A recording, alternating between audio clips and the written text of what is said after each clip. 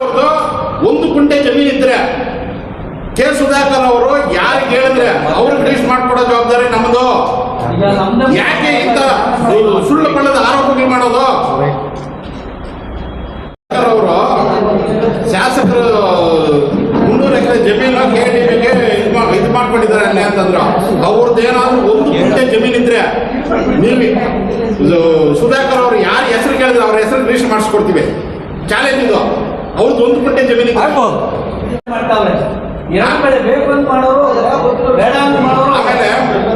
Clarification ಕೊಟ್ಟು ಏನಲ್ಲಿ 823 ಎಕರೆ ಚಿಲ್ಲರೆ ಏನು ರೈತರ ಜಮೀನು ಹೋಗ್ತಾ ಇದೆ. ಈ 823 ಎಕರೆ ರೈತರು ಒಗ್ಗಟ್ಟಾಗಿ ಬಂದು KDB ಬೇಡ ಅಂತ ವಿರೋಧ ಮಾಡಿದರೆ ಶಾಸಕರು ಅವ್ರ ಜೊತೆಲಿ ಹೋಗ್ತಾರೆ. ಏನಾಗೈತೆ ಅಲ್ಲಿ 80% ಮ್ಯಾಗ ರೈತರು KDB ಬರಲಿ ನಮ್ಗೆ ಒಳ್ಳೆ ದುಡ್ಡು ಕೊಡಿಸ್ರಿ ಅಂತ ಹೇಳ್ತಾರೆ. ಹಿಂದೆ ಶಾಸಕರು KDB ಪರ KDB ವಿರುದ್ಧ ಅಂತ ನಾನು ಮಾತಾಡ್ತಾ ಇಲ್ಲ. KDB ಇವತ್ತು ಸರ್ಕಾರದ ಹಂತದಲ್ಲಿ ಆಗೈತೆ. ಇವತ್ತು ನಮ್ಮ ಕ್ಷೇತ್ರ ಶಾಸಕರು, ನಮ್ಮ ಕ್ಷೇತ್ರ ಮತದಾರರು, ನಮ್ಮ ಕ್ಷೇತ್ರ ನಿಷ್ಠಾವಂತ ರೈತರ ಪರವಾಗೇ ಇದ್ದಾರೆ. ಅವರು KDB ಪರ ಇದ್ದಾರೆ ಅಂತ ನಾನು ಎಲ್ಲಿ ಹೇಳಿಲ್ಲ.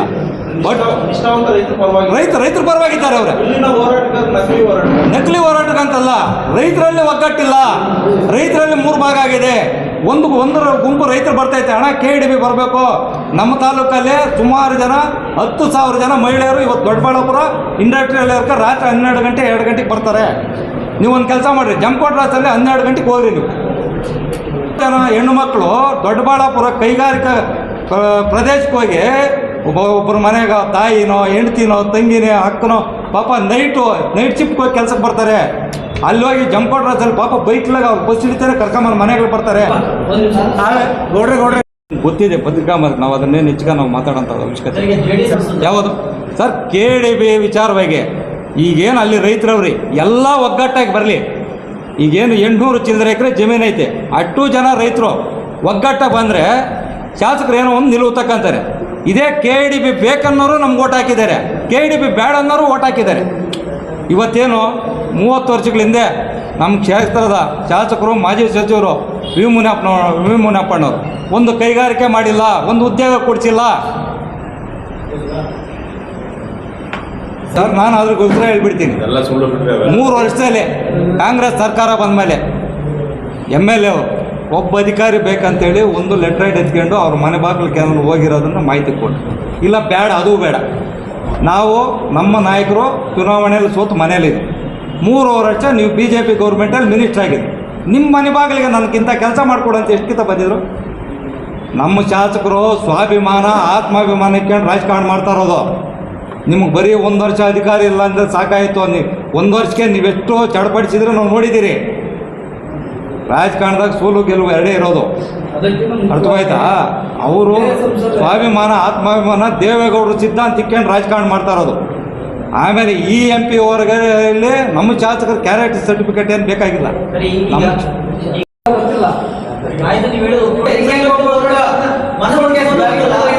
ಈಗ ಒಂದು ವಿಚಾರ, ಈಗ ಉಸ್ತುವಾರಿ ಸಚಿವರ ನೇತೃತ್ವದಲ್ಲಿ ಗಾಂಧಿನಗರ ಹೈಯರ್ ಎಜುಕೇಶನ್ ಕೌನ್ಸಿಲ್ನಲ್ಲಿ ಇದೇ ರೈತ ಮುಖಂಡರನ್ನೆಲ್ಲ ಕರೆದು ಅವತ್ತೊಂದು ಡಿಸ್ಕಷನ್ ಆಗಿದೆ.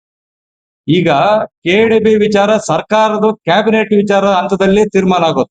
ನಾವೇನು ರೈತರಿಗೆ ಒಂದು ಮಾತು ಕೊಟ್ಟಿದ್ವಿ, ನೀರಾವರಿ ಪ್ರದೇಶ ಉಳಿಸ್ಕೊಡ್ರಿ ಅಂತ ಹೇಳ್ಬಿಟ್ಟು ರೈತರು ನಮ್ಮ ಹತ್ರ ಮನವಿ ತಂದಾಗ ಮೋಸ್ಟ್ಲಿ ಇದು ಬೆರೆಸಂದ್ರ ಗ್ರಾಮ ಪಂಚಾಯಿತಿಯಲ್ಲಿ ಅವರು ಪ್ರಚಾರ ಮಾಡ್ತಕ್ಕಂಥ ಸಂದರ್ಭದಲ್ಲಿ ನಾನೆಲ್ಲ ಅಭಿವೃದ್ಧಿ ಮಾಡಿದ್ದೀನಿ, ಈ ಸಲ ನನ್ನ ಗೆಲ್ಸಿ ನಾನು SEZ ತರ್ತೀನಿ ಈ ತಾಲೂಕಿಗೆ ಅಂತ. SEZ ಅಂದ್ರೆ ಏನ್ ಸರ್? ಸ್ಪೆಷಲ್ ಎಕನಾಮಿಕ್ ಝೋನ್ ಅಂದ್ರೆ ಇನ್ನೊಂದು ಇಂಡಸ್ಟ್ರಿಯಲ್ ಡೆವಲಪ್ಮೆಂಟ್ ಇದ್ದಂಗೆ. ಆವಾಗ ಇವ್ರು SEZ ತಂದಿದ್ರೆ ಇವಾಗ ಗೆದ್ಬಿಟ್ಟು ಅವತ್ತು ಇವ್ರು ಸ್ವಂತ ಜಮೀನು ಕೊಡ್ತಾ ಇದ್ದಾರ, ಇಲ್ಲ ಬರೀ ಸರ್ಕಾರಿ ಜಾಗ ಕೊಡ್ತಾ ಇದ್ದಾರ, ಅಥವಾ ರೈತರ ಜಮೀನ ಇವರು ಏನು ಇದು ತಗೊಂಡ್ಬಿಟ್ಟು ಡೆವಲಪ್ಮೆಂಟ್ ಮಾಡ್ತಾ ಇದ್ದಾರ? SEZ ಕಾನ್ಸೆಪ್ಟ್ ಇವ್ರಿಗೆ ಇರೋವಾಗ ಇದನ್ನ ಮಾತಾಡ್ತಕ್ಕಂಥದ್ದು ಶುದ್ಧ ಆಕ್ಷೇಪಣಾರ್ಹ. ಅದರಲ್ಲೂ ನಮ್ಮ ಶಿಡ್ಲಘಟ್ಟ ಕ್ಷೇತ್ರದ ಶಾಸಕರೇನಿದ್ದಾರೆ ಅವ್ರು ಯಾವತ್ತೂ ಸಹ ಪ್ರೋ ಪೀಪಲ್ MLA ಅವರು ರೈತರ ಪರವಾಗಿ ಸಾರ್ವಜನಿಕರ ಪರವಾಗಿರ್ತಕ್ಕಂಥ MLA. ಅವ್ರು ಯಾವತ್ತೂ ಸಾರ್ವಜನಿಕರ ವಿರುದ್ಧವಾಗ್ಲಿ ಅಥವಾ ನಮ್ಮ ರೈತಾಪಿ ವರ್ಗದವರ ವಿರುದ್ಧವಾಗಿ ಹೋಗಿರ್ತಕ್ಕಂಥವ್ರಲ್ಲ. ಇವಾಗಲೇ ನಮ್ಮ ರಘು ಅವರು ಹೇಳಿದ್ರು, 700 ಚಿಲ್ಲರೆ ಎಕರೆ ಖರಾಬಿದೆ ಸರ್ಕಾರಿ ಜಮೀನು, 600 ಚಿಲ್ಲರೆ ಎಕರೆ ಆಲ್ರೆಡಿ ಒಂದು ಕಂಪನಿಗೆ ಅಗ್ರಿಮೆಂಟ್ ಆಗಿದೆ, 1300 ಎಕರೆ 1400 ಎಕರೆ ಇದೇ ಆಯ್ತು. ಇನ್ನು ಕೇವಲ ಒಂದು 600-700 ಎಕರೆ, 2700 ಎಕರೆಯಲ್ಲಿ 600 ಎಕರೆ ನೀರಾವರಿ ಪ್ರದೇಶನ ರೈತರಿಗೆ ಉಳಿಸ್ಕೊಟ್ಟಿದ್ದಾರೆ. ಇಂಥ ಅಂಕಿ ಅಂಶಗಳನ್ನೆಲ್ಲ ತಿಳಿದೆ ನಮ್ಮ ಸಂಸದರು ಮಾತಾಡ್ತಕ್ಕಂಥದ್ದು ನಿಜವಾಗಿಯೂ ಅವ್ರಿಗೆ ಘನತೆ ತರ್ತಕ್ಕಂಥದ್ದಲ್ಲ. ಯಾಕಂದ್ರೆ ಅವರು ನಮ್ಮ NDA ಪಕ್ಷದ ಅಂಗವಾಗಿರ್ತಕ್ಕಂಥ ಬಿಜೆಪಿ ಪಕ್ಷಕ್ಕೆ ಸಂಸದರಾಗಿದ್ರು ನಮ್ಮ JDS ಪಕ್ಷದ ಸಪೋರ್ಟ್ ಇಂದಾನೇ ಅವರು ನಮ್ಮ ಸಂಸದರಾಗಿರೋದು ಅಂತೇಳಿ ಹಲವಾರು ಬಾರಿ ಅವರು ಪತ್ರಿಕಾ ಮಾಧ್ಯಮದಲ್ಲಿ ತಿಳಿಸಿದ್ದಾರೆ.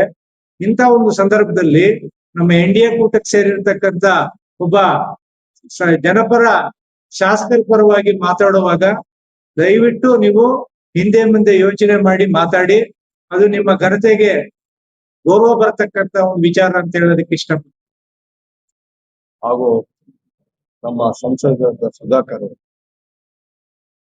ಜಿಲ್ಲಾ ಆಡಳಿತ ಆಫೀಸಿಂದ ಧರಣಿ ಮಾಡಿದಾಗ ನಮ್ಮ ಸುಧಾಕರ್ ಅವರು ನಮ್ಮ ಶಾಸಕರ ಬಗ್ಗೆ ಹೊಂದಾಣಿಕೆ ಬಗ್ಗೆ ಮಾತಾಡಿದ್ರೆ, ಈಗಾಗಲೇ ಅದಕ್ಕೆ ಸ್ಪಷ್ಟೀಕರಣ ನಮ್ಮ ಚೀಫ್ ಡೈರೆಕ್ಟರ್ ಅಂತ 224 ಶಾಸಕರ ಪೈಕಿ ಶಿಡ್ಲಘಟ್ಟ ಶಾಸಕರು ಯಾವುದೇ ಒಂದು ಕರೆಕ್ಷನ್ ಇಲ್ದಿರ ಅಭಿವೃದ್ಧಿ ವಿಷಯದಲ್ಲಿ ಪಕ್ಷಾತೀತವಾಗಿ ಕೆಲಸ ಮಾಡ್ತಾ ಇರೋದ್ರಿಂದ ಅದು BN ರವಿಕುಮಾರ್ ಅಂತವ್ರ ಬಗ್ಗೆ ನೀವು ಹೊಂದಾಣಿಕೆ.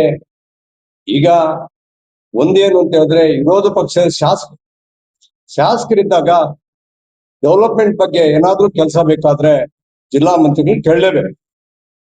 ಅವತ್ತು ಮುಖ್ಯಮಂತ್ರಿಗಳು ಬಂದಾಗ ಅದಕ್ಕೆ ಸಹಕಾರ ಕೊಟ್ರು. ಯಾಕೆ ಕೊಟ್ರು? ಏನು ನಮ್ಮ ತಾಲೂಕಿಗೆ ಒಳ್ಳೆ ಅಭಿವೃದ್ಧಿ ಆಗ್ತದೆ, ಅನುದಾನ ಬರ್ತದೆ ಅಂತ ಕೊಟ್ರು. ಅದೇ ಅವತ್ತು ಏನು ಇದು ಮುಖ್ಯಮಂತ್ರಿಗಳ ಒಂದು ಸಭೆ ಹೋಗ್ಬೇಕಾದ್ರೆ, ಟೌನ್ ಇಂದ ಅಲ್ಲಿಗೆ ಹೋಗ್ಬೇಕಾದ್ರೆ 2 ಕೋಟಿ ಅನುದಾನ ಕೊಟ್ಟು ಒಂದೇ ದಿವಸ ಸ್ಯಾಂಕ್ಷನ್ ಮಾಡಿ ಅನುದಾನ ಕೊಟ್ಟಿದ್ದವರು. ಇದು ನಮ್ಮ ಶಾಸಕರ ಒಂದು ನಡವಳಿಕೆ. ಏನು ನಾವು ಪಕ್ಷಾತೀತವಾಗಿ ಕೆಲಸ ಮಾಡಿ ಅಭಿವೃದ್ಧಿ ಕೆಲಸ ಮಾಡಬೇಕು ಅನ್ನೋದು ಒಂದು ಬಿಟ್ರೆ ಅವರು ಪಕ್ಷಾತೀತವಾಗಿ ಕೆಲಸ ಮಾಡ್ತಾರೆ. ಇಂಥವ್ರ ಬಗ್ಗೆ ನಮ್ಮ ಸಂಸದ, ಯಾಕಂದ್ರೆ ಹಿಂದೆ ನಾವು ಜಿಲ್ಲಾ ಪರಿಷತ್ ಸದಸ್ಯರಾಗಿದ್ದಾಗ ಬೇರೆ ಬೇರೆ ಹುದ್ದೆಗಳಿದ್ದಾಗ ಕೂಡ ಅವ್ರ ಮಾತಿಗೆ ಗೌರವ ಕೊಟ್ಟು ನಡ್ಕೊಂಡಿತ್ತು. ಅದನ್ನ ಏನಾದ್ರೂ ಮಾತಾಡ್ಬೇಕಾಗಿದ್ರೆ, ಇವತ್ತು ರೈತರ ಒಂದು ಕಷ್ಟಕ್ಕೆ ಬಂದಿದ್ರಿ ಮಾತಾಡಿದ್ರಿ ಇಲ್ಲ ಶಾಸಕರು ಅಷ್ಟೇ. ಈಗ ಯಾರಿಗೂ ರೈತರಿಗೆ ಅನ್ಯಾಯ ಮಾಡ್ಬೇಕು ಅಂತ ಹೇಳಿಲ್ಲ. ಸುಮಾರು ಸಾರಿ ಮೀಟಿಂಗ್ ನಡೀತು. ರೈತರು ಬಂದು ಶಾಸಕರ ಮನೆಯಲ್ಲಿ ಮೀಟಿಂಗ್ ನಡೆದಾಗ ನೋಡಪ್ಪ ಸ್ಪಷ್ಟವಾಗಿ ಹೇಳಿದ್ರು, ನೋಡಿ ಇದು ಸರ್ಕಾರ ಅವ್ರದ್ದು, ನನ್ನ ಕೈಲಾದ ಕೆಲಸ ಮಾಡ್ತೀವಿ ಅಂತ ಹೇಳಿ ಅಲ್ಲಿ ಮೀಟಿಂಗ್ ಕರ್ ಒಂದು ಗಾಂಧಿನಗರದಲ್ಲಿ ಅವರ ಮಂತ್ರಿಗಳ ಒಂದು ಆಫೀಸಲ್ಲಿ ಒಂದು ಸಭೆ ಕರೆದ್ರು. ಅವು ಕೂಡ ಕ್ಲೀನ್ ಆಗಿ ನಮ್ಮ ಶಾಸಕ ಸ್ಪಷ್ಟೀಕರಣ ರೈತರು ಕೊಟ್ರು. ಇದ್ರಲ್ಲಿ ನಮ್ಮ ಪಾತ್ರ ಏನಿಲ್ಲ. ಆಮೇಲೆ ಏನ್ ಇವತ್ತು ನೀರಾವರಿ ಪ್ರದೇಶ ಏನಿದೆ ಅದನ್ನ ನೀವು ಕೊಡ್ರಿ ಲಿಸ್ಟ್, ಅದನ್ನ ಉಳಿಸ್ಕೊಡ್ತೀವಿ ಅಂತ ಹೇಳಿ ಮಾತು ಕೊಟ್ಟಂಗೆ KBನ ಅಧಿಕಾರಿಗಳು ಮತ್ತು ಜಿಲ್ಲಾ ಮಂತ್ರಿಗಳು ಮಾತಾಡಿ ಮತ್ತು ಇಂಡಸ್ಟ್ರಿಯಲ್ ಮಿನಿಸ್ಟರ್ ಮಾತಾಡಿ ಅದನ್ನ ಉಳಿಸ್ಕೊಟ್ಟಿದ್ದಾರೆ. ಅವ್ರ ಬಗ್ಗೆ ಏನು ಇದು ಸಲ್ಲದ ಮಾತುಗಳು ಮಾತಾಡಿ ಅವ್ರ ಬಗ್ಗೆ ಅಗರವಾಗಿ ಮಾತಾಡೋದು ತಪ್ಪು ಅಂತ ಈ ಸಂದರ್ಭ ಹೇಳಕ್ಕೆ ನನ್ನ ಸುಧಾಕರ್ ಮತ್ತು ರೈತ ಬಾಂಧವರಿಗೆ ಹೇಳಕ್ಕೆ